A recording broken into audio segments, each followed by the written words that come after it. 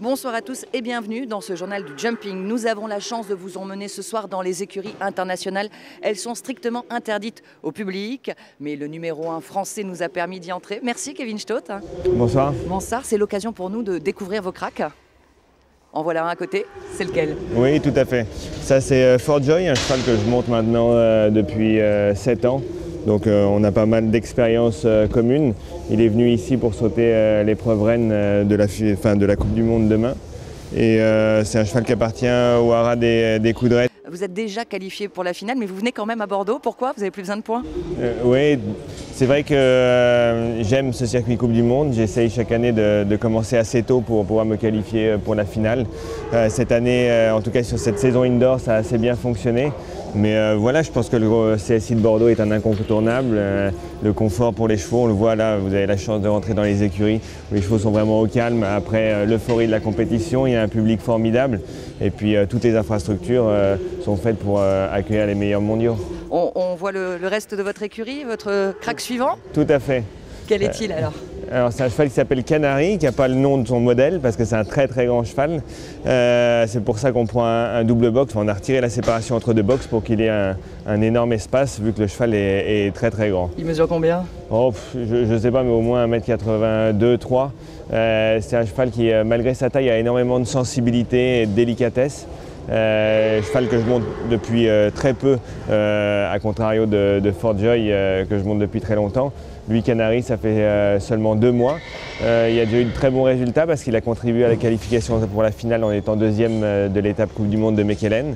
Et c'est un cheval que j'adore, qui a vraiment beaucoup de potentiel, qui est moins expérimenté que Fort Joy évidemment, mais qui a énormément de talent et qui commence à arriver à ce niveau-là. Alors il a besoin de confirmer, mais c'est un cheval que j'adore monter et qui appartient à d'autres propriétaires que le haras des Coudrettes, un propriétaire belge qui s'appelle Eddy Sepul, mais qui est venu faire le déplacement et qui va arriver ce soir pour voir son cheval. Eh ben, on a hâte de les découvrir également sur cette piste du jumping, mais tout de suite je vous propose de découvrir à l'échauffement les cavaliers qui vont concourir ce soir pour l'épreuve atypique du Derby Cross. Au petit matin sur la piste, un chassé-croisé de tracteurs. Pas trop en biais là? Hein? Pas trop en biais? Non, ça va. Pierre Michelet, le chef de piste, prépare le parcours du cross de ce soir. Minutieusement, il repère chaque emplacement, calcule les distances entre les obstacles et ajuste le tracé. Le plus compliqué dans le réglage, c'est que le temps imparti est très très court, parce que comme c'est un spectacle, en fait, il faut installer tout le plus vite possible, en essayant de le faire le mieux possible. Voilà, donc il faut quand même déjà avoir pris des repères et avoir regardé, savoir exactement où on met les obstacles. Dans la foulée, les cavaliers viennent repérer le parcours et le premier en piste n'est autre que Karim Lagouag, champion olympique par équipe de concours complet et triple vainqueur de ce derby bordelais. J'aime bien avoir un petit coup d'avance si c'est possible, si on y arrive. Ça, c'est les coulisses. À pied ou en selle, il faut ensuite mémoriser l'ordre des obstacles. 19, 20 la pointe, 21 celui qu'on saute là, et 22 le dernier. Et 22 là-bas.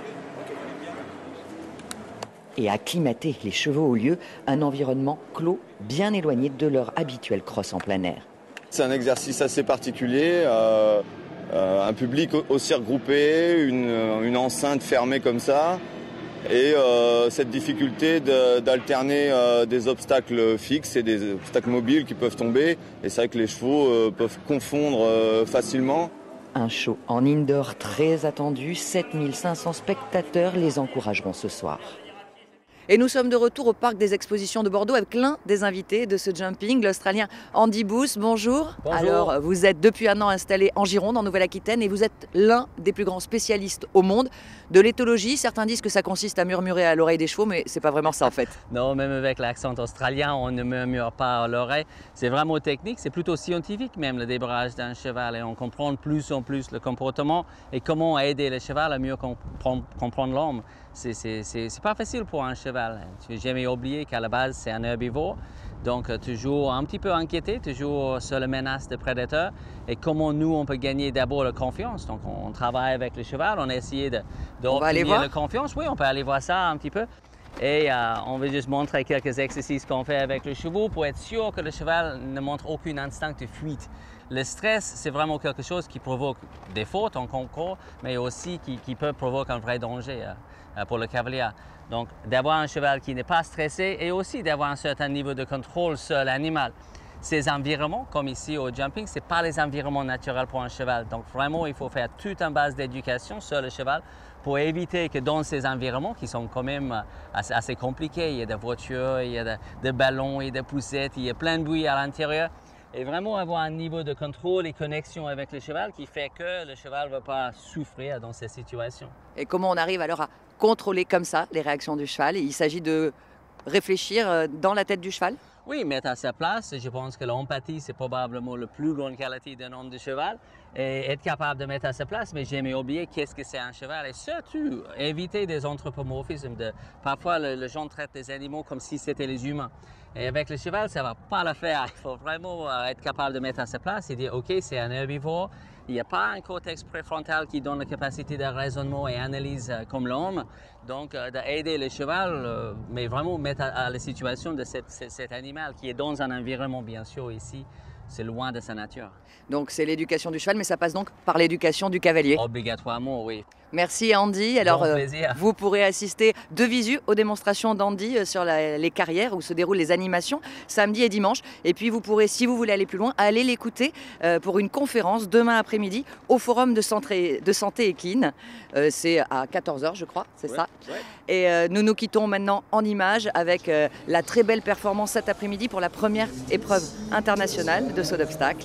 Celle de la Française Félicie Bertrand qui, pour sa première participation à Bordeaux, décroche la 3e place avec Chaco Rouge.